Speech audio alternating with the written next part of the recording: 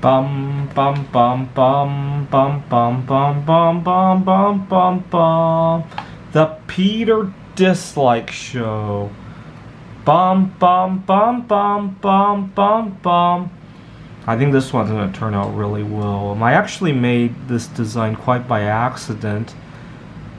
So one of my favorite tricks after I pour the bismuth is to then try to scrape off as much slag as I can get with a fork. And I made a huge mess out of this one trying to chase around a piece of slag, and instead I got all this crystalline shape all around it. It makes me wonder if there's a planet made of bismuth that has a surface like that, right? Bismuth is one of those liquids that expands when it freezes, just like water. So you can imagine on a planet bismuth would make a solvent and have oceans of it. Bismuth is also the very last element of the slow neutron capture process, right?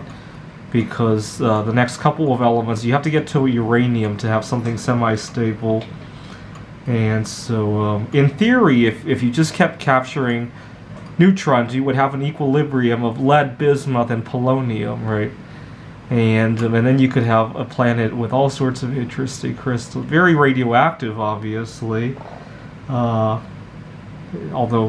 even here on Earth, we have extremophiles that live in very highly radioactive places, right? Apparently, even Chernobyl has had life on it that has evolved to it, right? So you can imagine on a planet with weird crystals and extremophiles that thrive on radiation.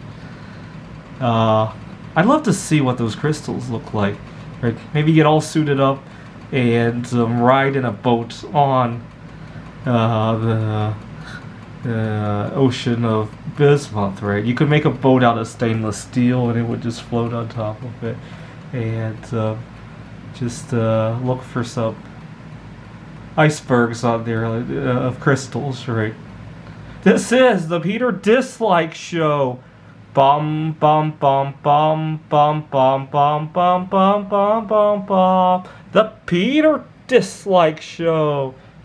Bum bum bum bum bum bum bum.